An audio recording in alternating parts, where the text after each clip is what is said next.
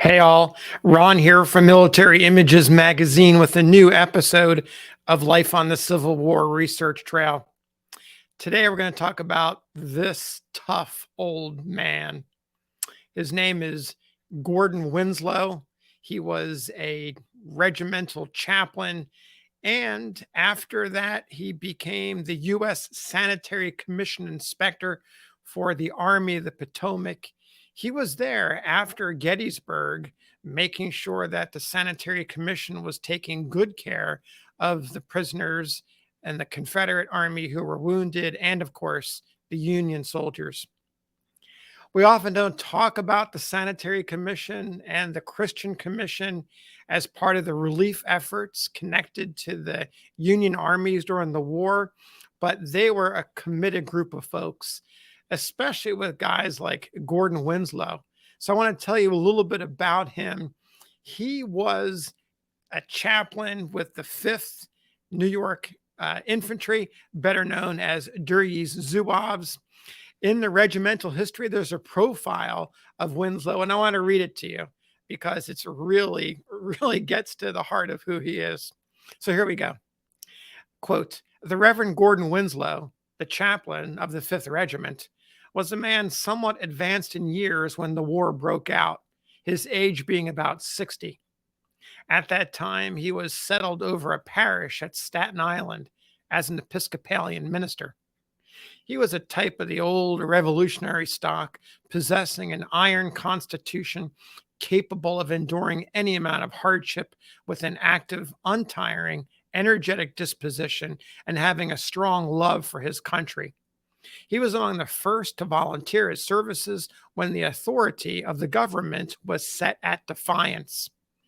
He was a man that knew no fear and always was to be found on the advance line, sometimes even ahead of the skirmishers, and he never thought of danger or spared himself when he could be of benefit to the wounded. He obtained the appointment of chaplain to the 5th New York Volunteers, but the performance of the duties that rightfully belonged to the position was only a small part of the responsibilities that he assumed. He served all through with the regiment and was mustered out with it May 14, 1863. One of his sons was a lieutenant in the 5th. Another, Cleveland Winslow, colonel of the 5th, organized a new regiment of Zouaves called the 5th Veterans on his being ordered to the front with his command. His father accompanied it as chaplain, but he was soon after made sanitary inspector of the Army of the Potomac, and in this position his services were invaluable. There are thousands of sick and wounded who, if living today, can testify to his kindness and untiring zeal in their behalf night and day. Hundreds of soldiers, could they wake from the dead, would tell how he ministered unto them in their dying hours and received their last message or memento for the friends at home. The fate of many a fallen hero would never have been known to surviving relatives had it not been for his fidelity and sympathy.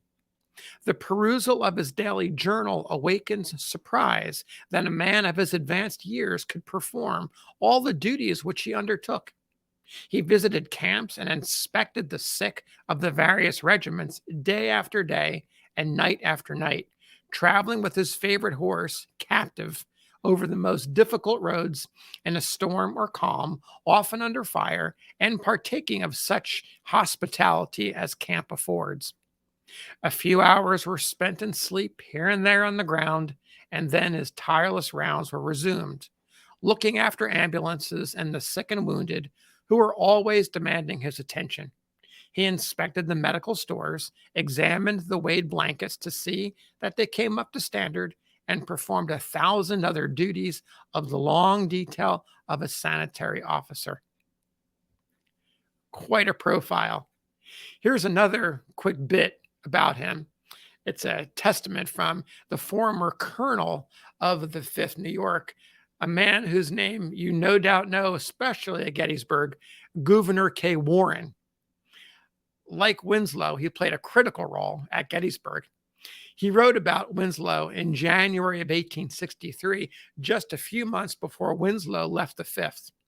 Here's what Warren had to say about him. Quote, from the first battle of the war at Big Bethel to the last at Fredericksburg, Dr. Winslow has shown an adaptability for his position and a success of efforts which has won the confidence of all.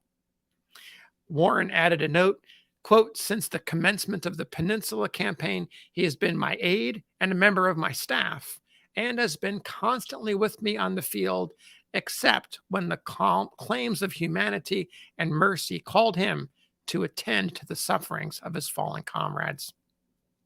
Now, let's jump ahead a few months to Gettysburg. By this time, Winslow is now the inspector for the Army of the Potomac for the Sanitary Commission, and his duties are taking him all over the place. And you can imagine that he is all over the tents, the camps, visiting the wounded, getting a sense of what they need, how quickly they're getting it, and all the varied bits of information that have to be collected so he can ensure that these men are getting their due as they recuperate.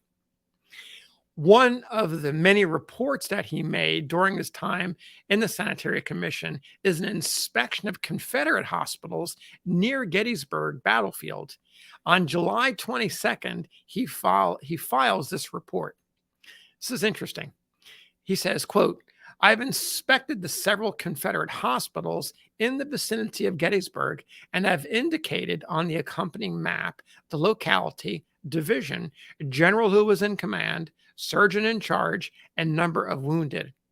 It appears that the aggregate of wounded at the time of my visit was 5,452, occupying some 24 separate camps over an area of some 12 miles.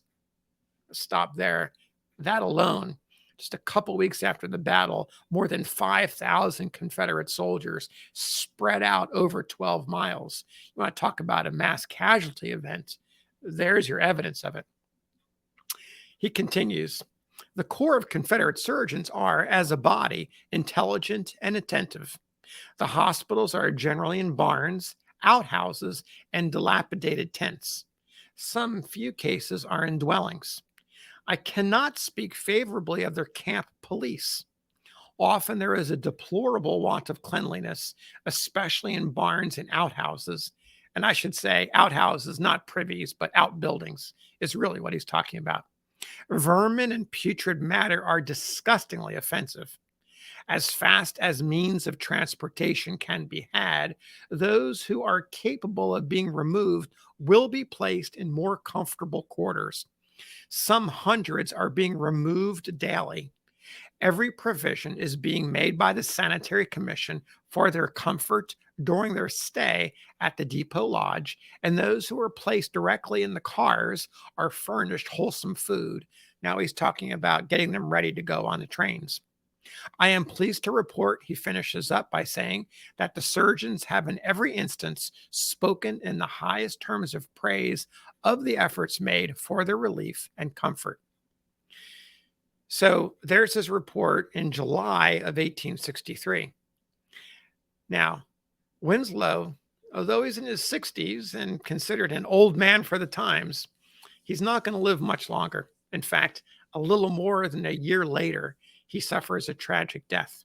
In June of 1864, he's aboard a commissioned transport ship accompanying his son, Cleveland, who was the colonel of the 5th and had suffered a severe wound in the shoulder while leading his men in battle at Bethesda Church. That was June 2nd of 1864.